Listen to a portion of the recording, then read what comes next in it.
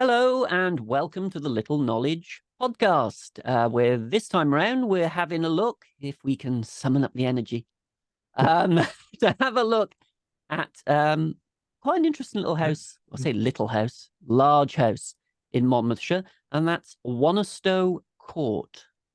It's quite fun. There are fun bits with this as well. My name's Paul Busby, and with me, as ever, is Goff Morgan. Hello, Goff. How's things with you? Hello, greetings to everybody. Fine and dandy. I will inform you all, dear viewers, Busby and I are subpar today. So he's a poor, sickly little bunny, and I'm a sort of, I don't know what I am, a wreck in human form. So apart from that, my body is a temple, mostly in ruin. Now, so if we're a bit sniffy and what have you, that's it today. Goff has been told that if it all goes silent my end and I collapse, he's to fill in until I regain consciousness. Yeah, I'll just busk it. Everything's gone wrong. Go into the song and off, Yeah.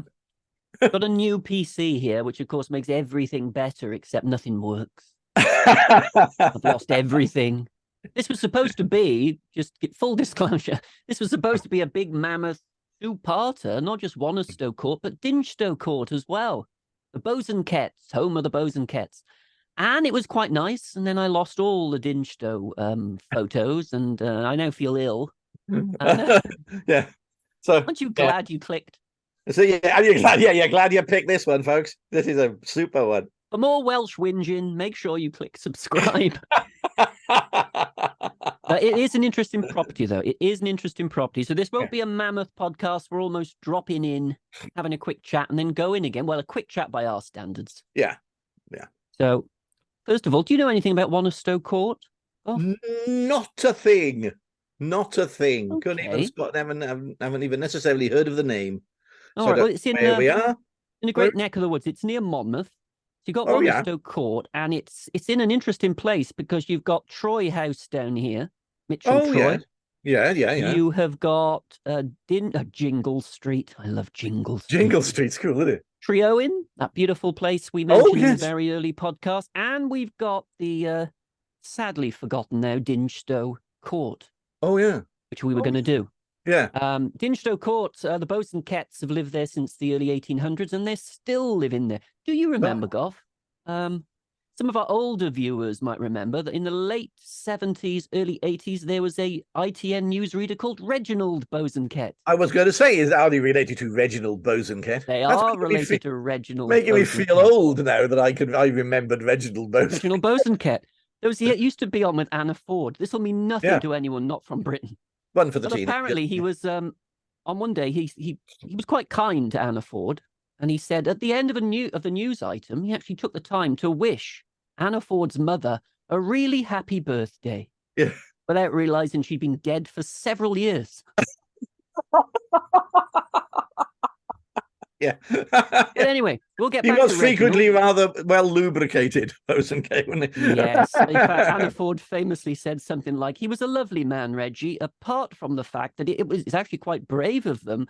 Yeah. But an alcoholic epileptic who wears a toupee as your main newsreader.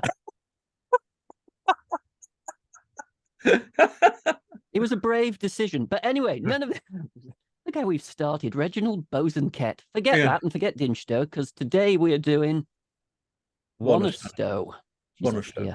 There it is, Wonastow. Wonastow Court. Okay. Saint Wano's Church. Yeah. Saint Wano. It used to be Saint Winwallow, that is, who was the son, and this is something to scratch your head. Winwallow was the son of Gwen the Three-Breasted. Yeah, because she had lots of children, God gave her an extra breast to help out, which I think was very kind of him. Very kind of him, yeah. That must have been a shock when you woke up in the morning, wasn't it? Yeah. Oh, good Lord. I'm sure it came in handy. And it hasn't changed that much. I mean, if we do our usual... So it's all pretty much still the same. Yeah. And it's still in the beautiful countryside around there. This is Wonastow Court here. Has the church gone? No, the church is here. Now, this is the odd thing, Oh, okay? yeah. The church is really in the grounds. Yes, it is, isn't it? And for some reason, Wonastow Court had its own chapel. Oh, peculiar. Now, can you not be bothered to walk Yeah. Well, just across literally the lane? Just down your driving across. I think that's why at one point they turned the chapel into servants' quarters that was in the house. Yeah. Because obviously, I mean, you've got the church there. You don't really need a chapel attached to your property. But there we are. Let's have a little look at... That was an interesting map, because you can see the remains of an approaching driveway as well there, which is obviously gone at some point. Oh, yeah. I mean, it's been here there a very long time, Wonastow. We're not entirely sure. This is the last bit they built in 1803, which I'll talk about a bit later on. So this is it essentially as you see it today. If you went to Wonastow Court today, you'd have this, and there are other older wings, as you saw on the aerial photograph.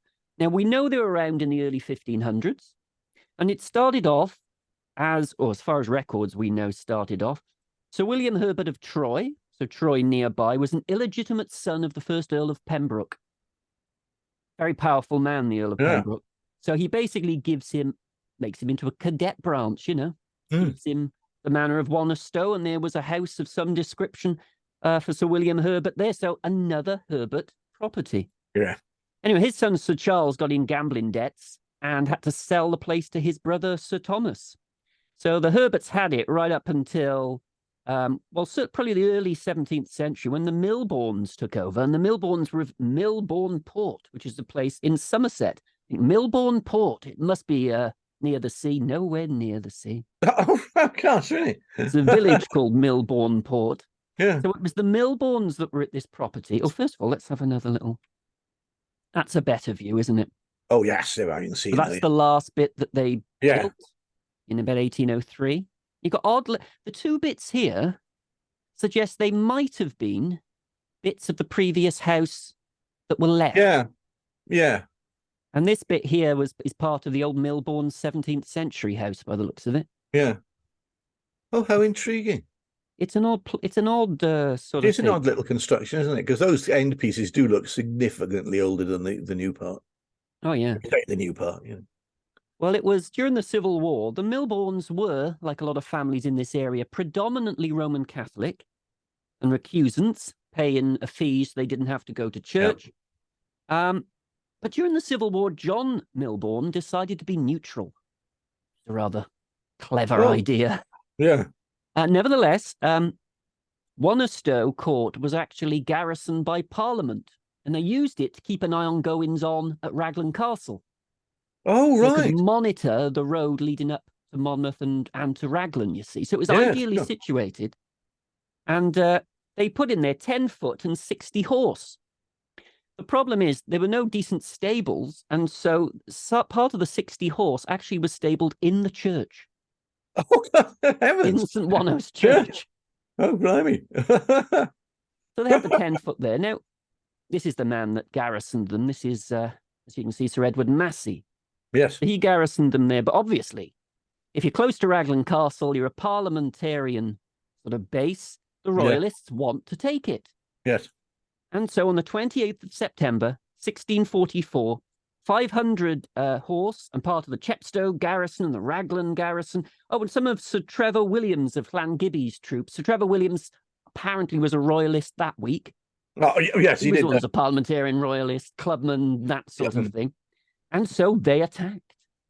All right. Oh, gosh. They would have attacked this bit that survives here, Milborne's. So what do? You're completely outmanned. You're sort of outgunned as well.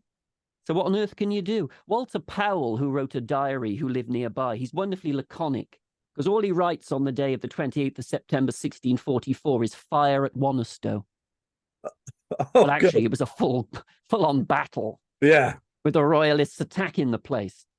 And there was great heroism from the parliamentarians inside. They ran out of gunpowder. So they're being overrun. Yeah. They're running out of gunpowder at this bit. So what do? A house, this is from a parliamentarian news sheet, which might even be true, is what the historian has said about this. there was a maid in the house that ran around the house and she found 2 bags of gunpowder. She knew she'd put them somewhere.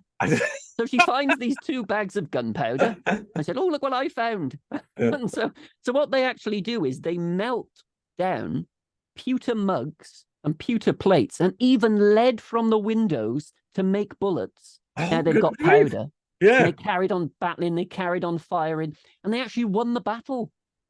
The Parliamentarians won the battle, and the Royalists scattered, and the Parliamentarians got so many muskets from them that they said you could buy a musket for 6pence after that.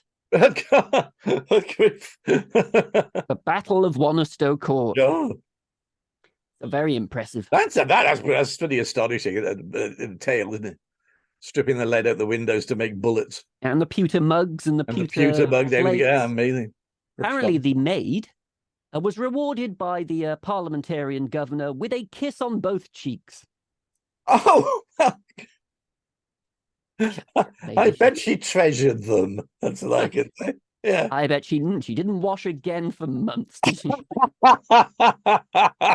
have done with a bit of cash, but maybe. Yeah, definitely. Yeah. Maybe she was rewarded, but that's sort of lost to history, so to speak. Yeah. Anyway, Battle of Wonastow Court, an important part in the history of the Civil War in the area. I'm quite glad that bit's remained. You can imagine it as part of the 17th century house, can't you? Yeah. Before we move on, remember we were talking about those end pieces looking older? Yeah. If you look at that end piece building there, look at those windows. Yeah. They're very much older, aren't they?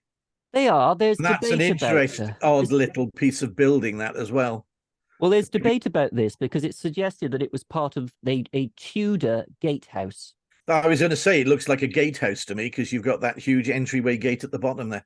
So you would have come through the gatehouse into whatever was left of whatever the house looked like in Tudor times. There are no images of either the 17th century or the Herbert house, sadly. Fascinating, isn't it? But they put this up here and they put the date on there, but they put the date from when they built some other bit of the house. Oh, right. Oh, so right. That confuses matters. It's clearly older, isn't it? Oh, yeah, clearly. And it's clearly had some sort of major entrance function as well, because it's just that's not a normal frontage of the side of a domestic building, is it? No. And in the 19th century, it was restored and, Yeah. But yeah, it's definitely older. This is the 19th century idea of restoration, mind.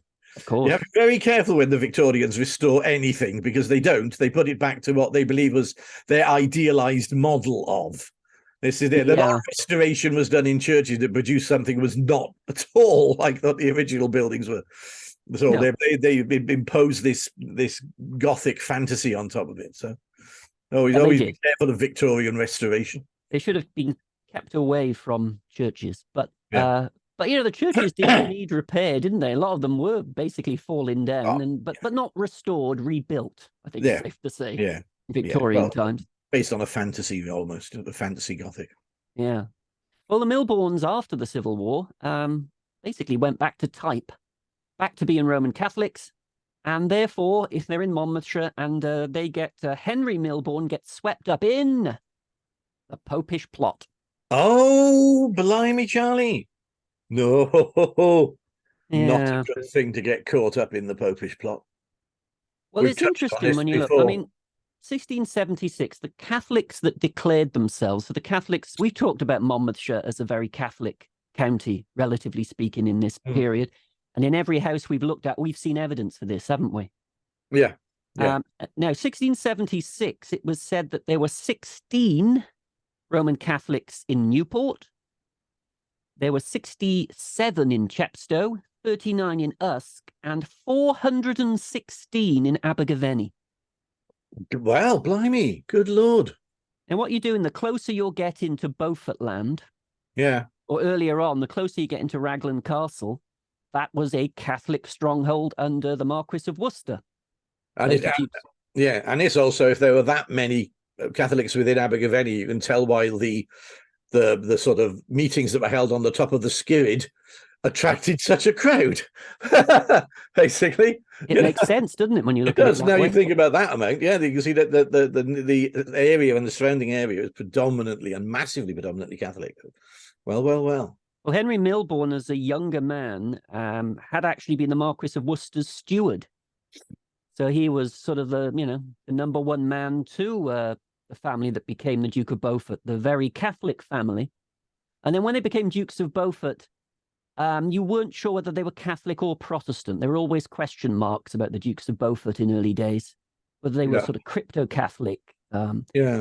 Because, I mean, they were the most loyal and most powerful Catholic family in Wales, you see, at the time of the Civil War. We know Raglan Castle was practically the last place to fall to Parliament. You got Henry Milborne of Wonastow being the steward of that great estate. There were lots of Catholics.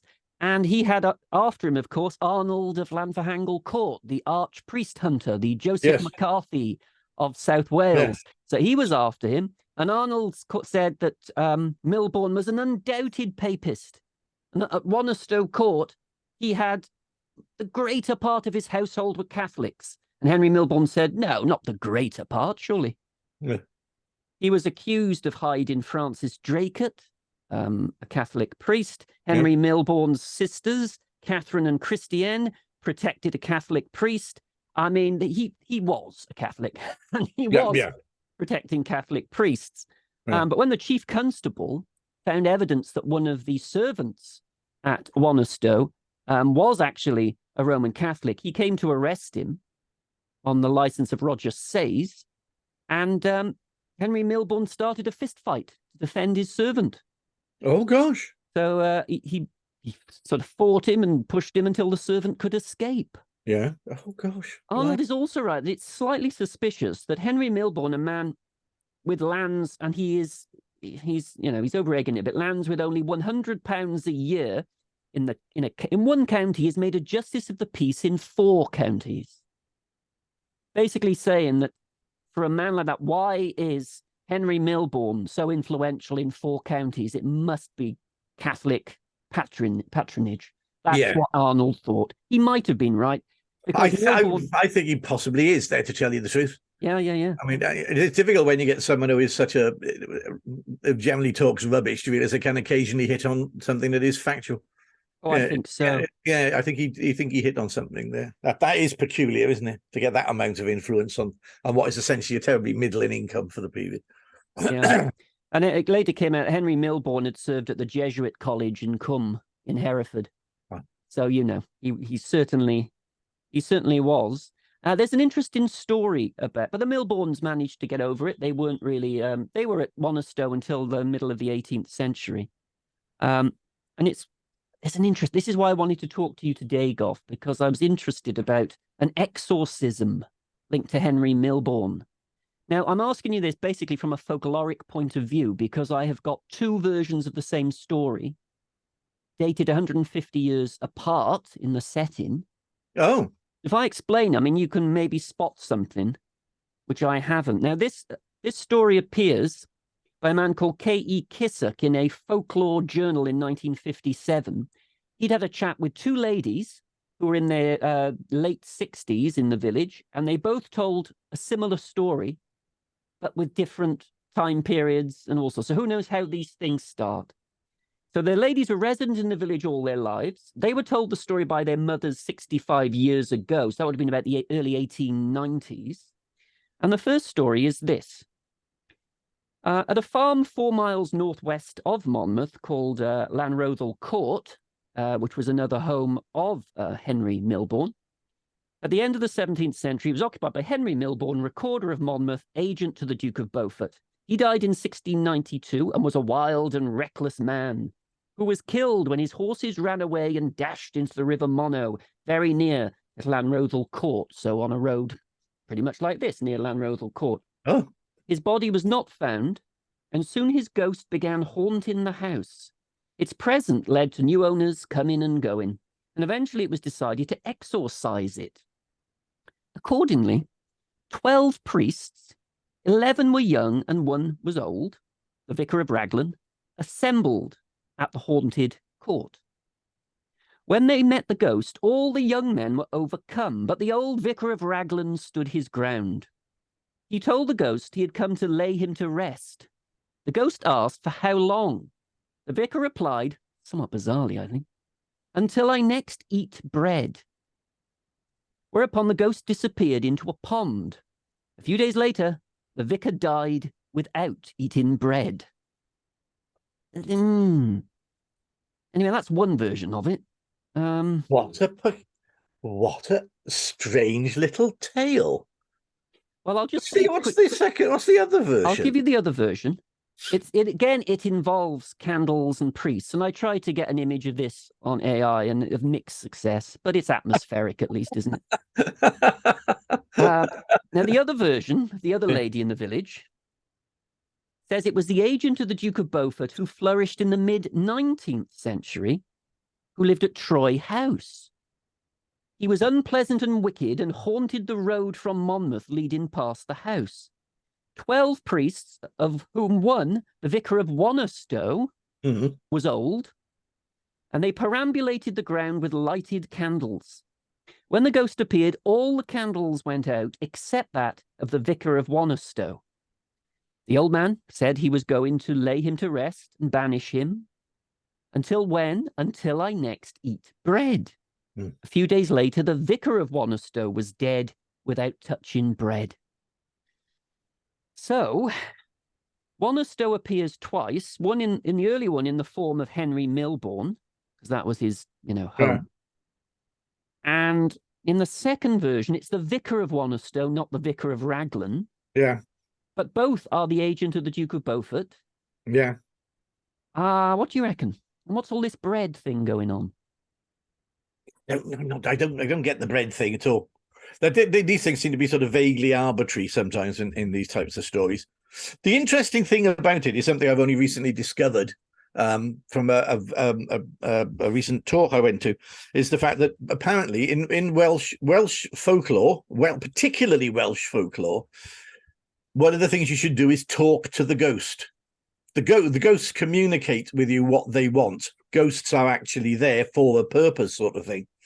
So they don't seem to define what his purpose is, but the fact that they have this conversation with the oldest, the wisest, I presume, priest, says, "I'm going to banish you after for how long?"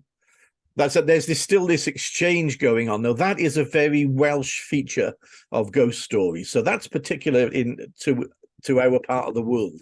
It's not something that generally happens elsewhere. Right. The business with not eating the bread. I mean, has it got echoes of communion, church wafers? Their priests not eating bread. They don't be, and that's an odd bit there, isn't it? A lot of it seems very, very a hangover of something which is an older story, which has been applied to something else. Yeah. So the idea of the fact that the ghost just disappears in the lake. Why does it go in the lake? Why does that happen? Well, that was supposed to be because in the initial story did I say that? His horses had dashed in the River Mono. Oh no, you didn't mention that. You said he died on the road. Oh yeah, sorry. The first one, sorry, I missed out a line. I'm not at my best. No. Was a wild and reckless man who was killed when his horses ran away and dashed into the River Mono. Oh. His body was not found. And soon his ghost began haunting. So that's the first one. Well, that's striking. Yeah, so that's the oldest version of the story, is it? Well, no. The problem with this is it's the oldest set version of the story. But remember, these were two ladies who were asked at the same time in the village in the 1950s, and they were both, separately, obviously, told their respective stories by their mothers over 60 odd years ago. The one concerning Milburn is the more internally consistent story, isn't it? The one involving Milborne is right that Milborne did have Lanrothal Court as a place. Yeah. He was indeed Recorder of Monmouth and agent to the Duke of Beaufort. Yeah. He did die in 1692. Now, they got the date right. Yeah, I think that one is the one that if you want to talk about a more reliable story, that's probably the more reliable story. But it still strikes me as something, this is a traditional story in which has elements of previous folklore attached into it. Why particularly did they pick on Milburn? Have you got any other references to the no. And this is, if anybody's watching this that has got any other references to this story, ideally before the 1957 Kissock article in Folklore. If we can get a mid-19th century version, then that is will be a lot stronger, won't it? But all we've got are these two ladies, and certain people have just taken the ghost story aspect and just had bits of, mangled them up. Yeah. As for stories from someone of the time or around there, I don't know. So if anyone has heard this story before, or if you live in the Wonastow area or the Troy area, and you've heard that from a relative, do let us know, because it'd be nice to pin down how that story started, wouldn't it? Yeah. And also, it's only right at the beginning, he said it was the road. Was it the road he haunted? The original story, he actually haunted Lanrothal Court itself. And the court itself. The second one, he haunted Troy House. Oh, no, he didn't. He haunted the road. Yeah, he haunted was the road. He didn't pass the house. It is. The one is a real mishmash of stories, isn't it? The other, the one that's focusing on him, is a more consistent narrative. That's intriguing. Agree, very interesting. But the 12 priests and the old one, 12 young ones and one old one, that's all very, very odd as well. And it's in both. I'm not entirely sure it's an exorcism process that actually does happen at all. Yeah, you get a bit of bell, book and candle going on, but I've never heard of a whole posse of them turning up.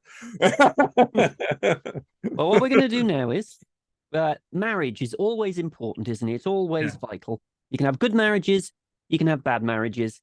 And I feel extremely sorry for Miss Milborne, who had reached into her 60s when she got married. One source says she was a widow, one says she was a maiden and had never married.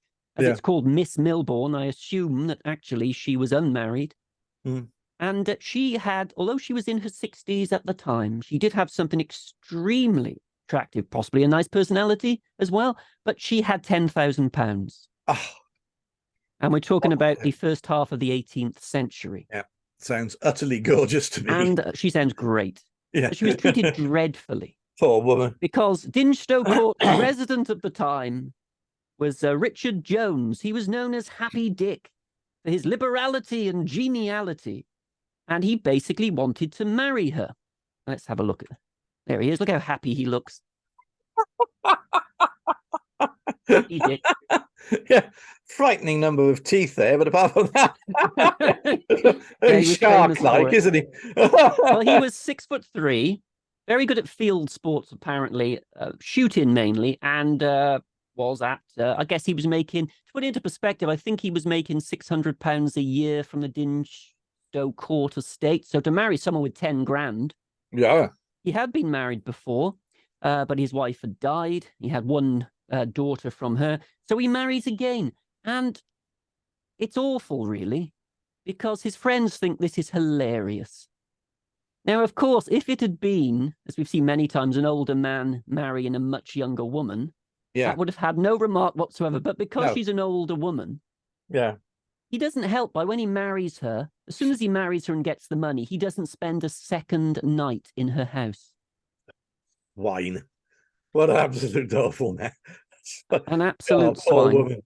But we have there is a song that was written at the time, and it's really horrible. Because it goes on and on about poor Miss Milborne. And the chorus is Happy, Happy Dick. Of course, we don't know the tune. And it was said, and it was sung merrily at Wonastow and Dingestow for years afterwards. And it goes on for about 20 verses poking fun at poor Miss Milborne. Dear me. It doesn't help that AI have managed to churn up this picture when I typed in the story. Oh, for the money. Oh, everybody just cacking themselves, isn't it? Anyway, we've got 4 verses only, I will tell you, just to give you an idea of this, all right? How comes it, neighbour Dick, that you with taste uncommon have served the girls this trick and wedded an old woman? Happy, happy Dick. Though odd to some it seems that 1 you ventured, yet in £10,000, 10,000 charms are centred. Happy, happy Dick. With joy your spouse shall see the fading beauties round her, while she herself shall be the self-same thing you found her. Happy, happy. Finally, with spouse long share the bliss you'd missed in any other, and when you've buried this, may you have such another. Oh, that's horrible. That's very. Oh dear me. It's very rough. Yes. Oh, Paul. Anyway, he did treat her badly. She Yeah. did die before him. And then he moved to Usk, where he died, and he's buried at St. Mary's Churchyard, Usk. So if you want to see a real cad, Yeah. go to St. Mary. At Dingestow, there is Happy Dick's Mount, it's called. There's 2.5 meters high mound named after him.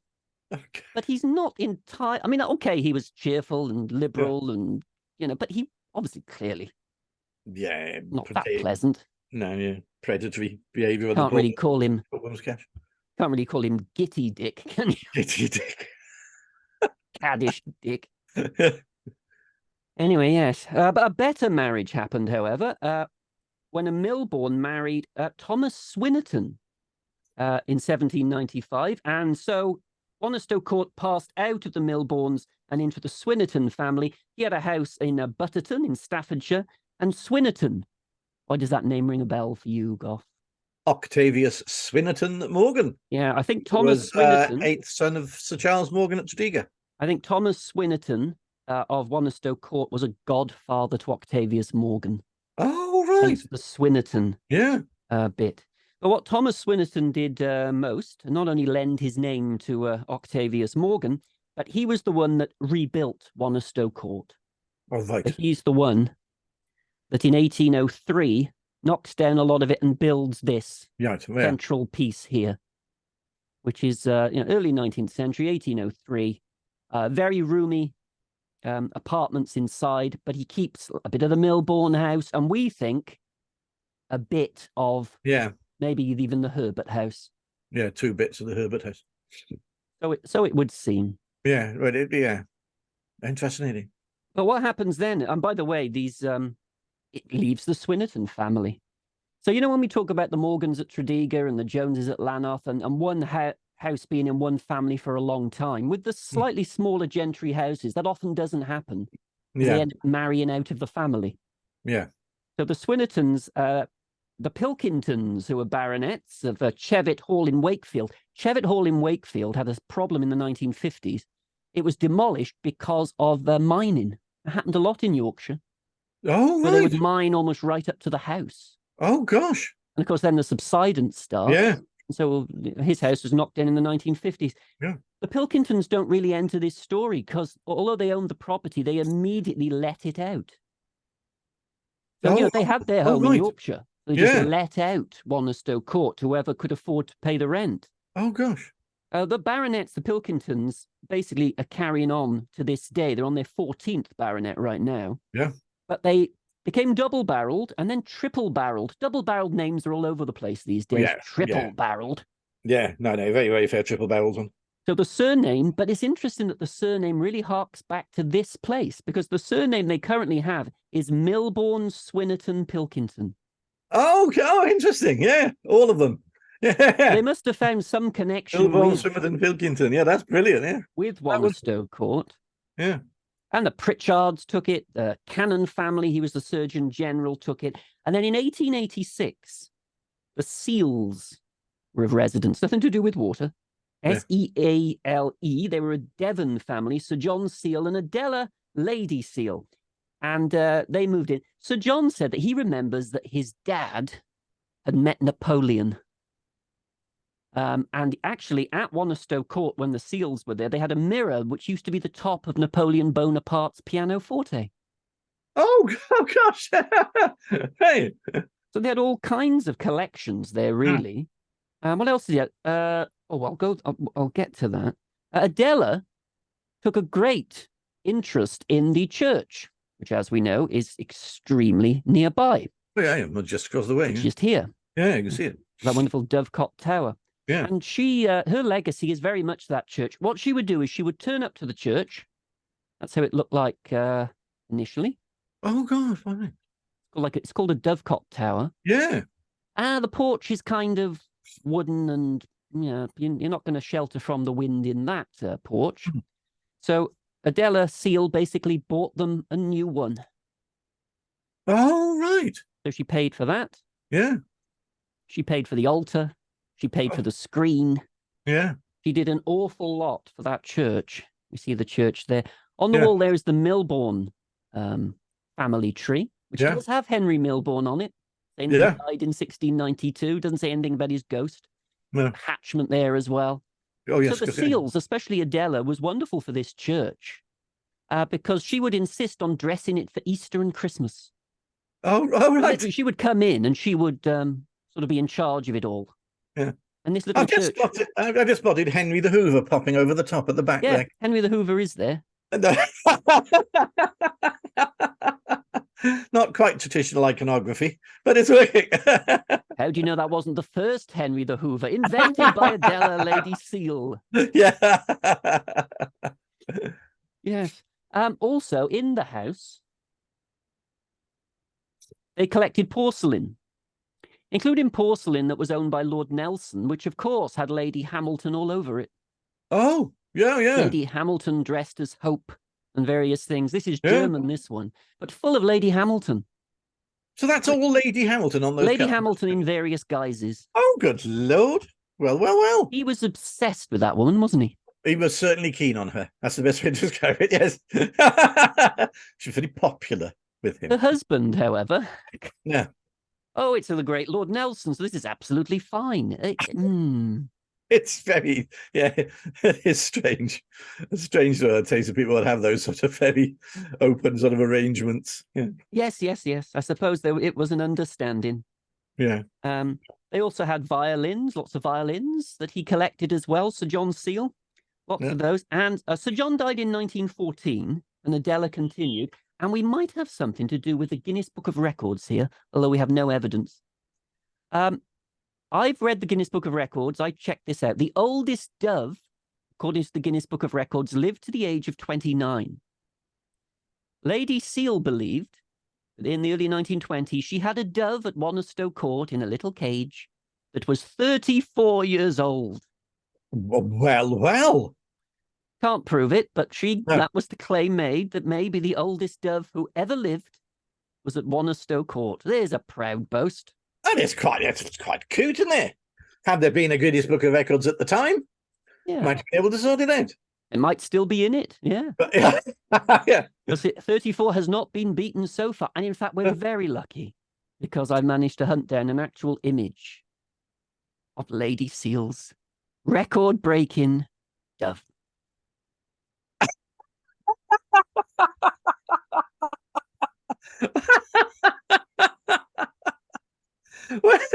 There he is. Did you track that down? It didn't quite work out the way I thought it would, but anyway, he's a nice little man. And there we are. When Adela dies in 1929, who knows? Maybe the dove is still living. Yeah, still there. The dove that earns the record, I think, at 29 is ridiculously called Methuselah, I believe. Yeah. This one, who knows? It could have reached 35 years old. Who knows? Yeah.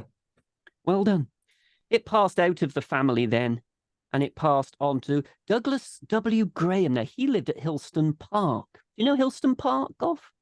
Yes. Hillston Park, when I was in school, I used to go for trips to Hillston Park. That's right. You go off for like a week doing outward bound type stuff, wouldn't you? That's Park, it. Yeah. So he was at Hillston Park. Went there. I've been to Hillston Park once for a sort of conference meeting or something. Or was I doing a gig there? I can't remember now. One of the two. It has become something of a conference centre, I think. Yeah. I wonder if they still have school kids. I'll have to look up Hillston Park. That might be one for the future. You might come back to this, Mr. Graham.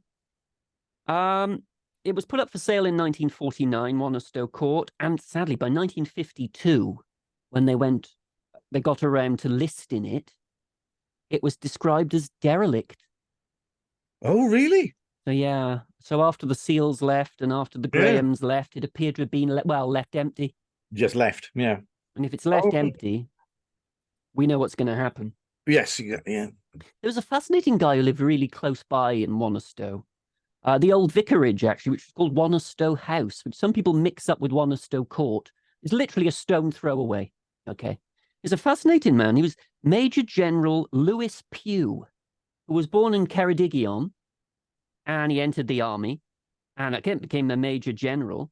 But this is a fascinating bit because he's involved in something called he worked for SOE. It was an SOE Oh, in yeah. 1943. And the British had a Hang on, problem. shall we just clarify that? SOE, Special Operations Europe? Special Operations Executive. Executive. Yeah, you're quite Special right, Goff. We Executive. should have. We Yeah. talk about this sort of thing so much. It's a bit. We think we I know, got a yeah. bit blasé. And that was the people who were dropped abroad into occupied territory to essentially to perform acts of sabotage and work with the resistance and things like that. Yeah. Well, Colonel Pew was in India with the Calcutta Light Horse. And the British, and not just the British either, had a problem. But somewhere in the port of the harbour in Goa, which at the time was owned by neutral Portugal, it's a neutral thing, they were thought that some of the German merchant ships there were sending out signals to U-boats, because the U-boats seemed to know when ships were leaving that harbour, and they were sinking them. They sank over 80,000 tons in a very short period of time. 12 ships were sunk, including Americans, Norwegians, British, and Dutch. So they thought, well, it's probably coming from Goa. The problem is Portugal is neutral. So you can't invade, you can't attack Portuguese territory. So they thought, well, what we're going to have to do, it must clearly come from these merchant ships. So we're going to have to hush, really, do an attack on them. That's what we're going to do. But we can't really have regulars doing it. So they essentially had what could be seen as a dad's army kind of operation. Oh, yeah. Retired bankers and whatever, and officers of the Calcutta Light Horse, including Pew, were asked to do this.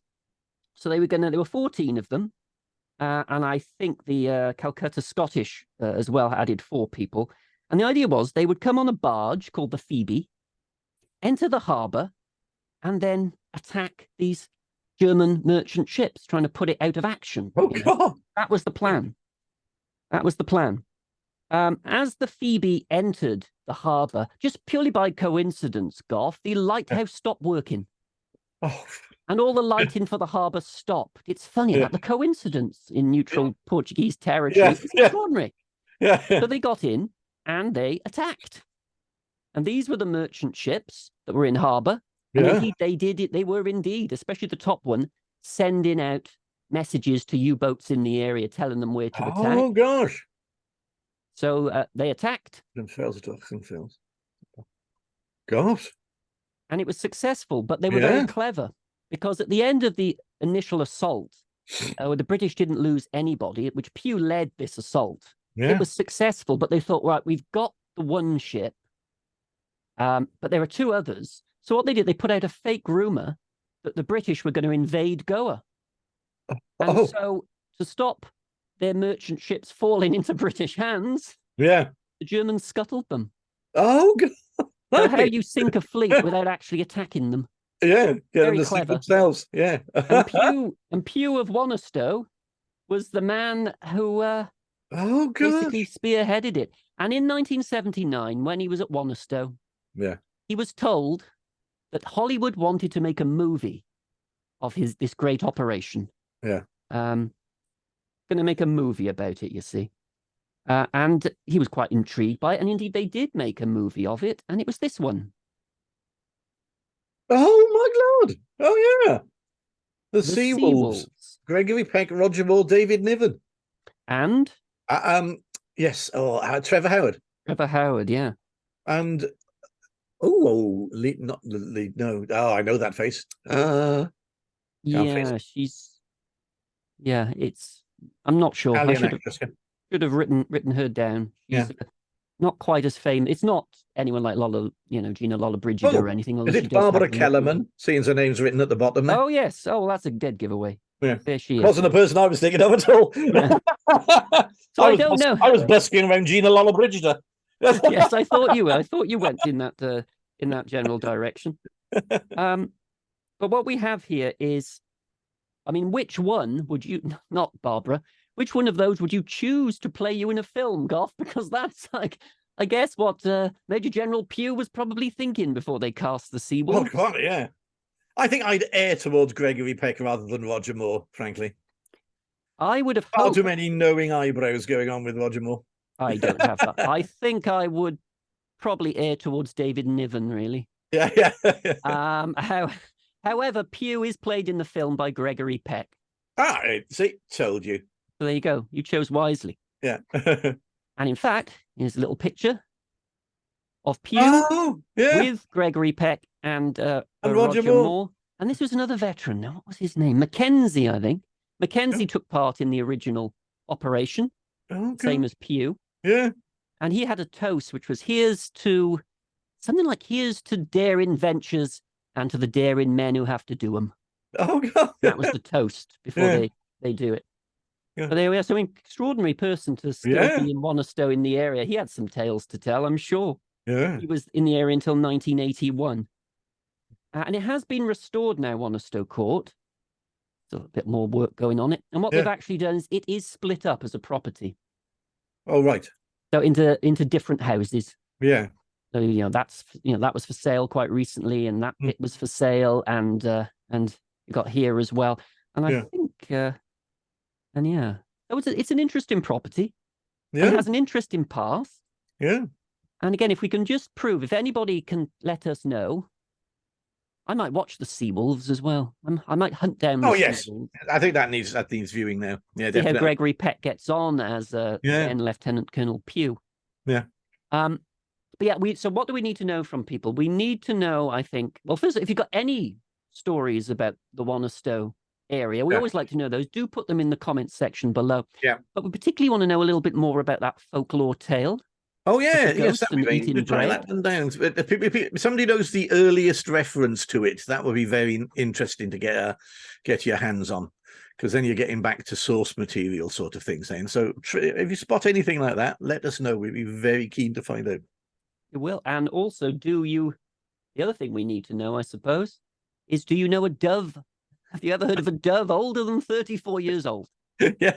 If you have a very elderly knackered dove, take a picture and send it to us. We have sunk you put it up in the community page, a knackered dove section. The knackered dove section. We're just saying the world record could well belong to Wonastow Court, is essentially what we're saying in the ancient dove stakes.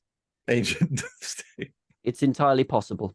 Yeah. So, well, we made it through. It was touch and go for a minute in places. But we made it through to have a little look at Wonastow Court. Yeah. I'm glad we didn't add Dingestow to it, actually, because it would have dragged a bit, I think. They were two separate videos. Yeah, I think they were. I think it was an interesting place. Intriguing little spot. There we are then. Where do we go next? Well, it's coming up towards the end of the year now, so I think we're going to have to finish up the fourth part of our Morgan trilogy. Yes, you did say that you wanted to finish that this year. So we try and finish that this year, and I think that'll be the big roll up of the big project that we've done over this year. And in the new year, I think we'll probably try and have a little review session. Might be quite nice if we do that as a live stream, so we can all get together and have a review of the year. And if you want to join us for that, we can have a little chat in the new year all together about it. Let us know if you'd like to do that. That's the best thing. Yeah, well, thank you very much for listening, and also for your patience. If at some point we were sort of hanging ever so slightly, the sea wolves didn't have this. I'm sure Pew was really sort of he might have been a bit peaky before he attacked those merchant ships. Or they just ignored a head cold altogether. Exactly. Yeah. Thank you very much for watching, and we shall see you soon. Bye-bye. Yeah. Bye.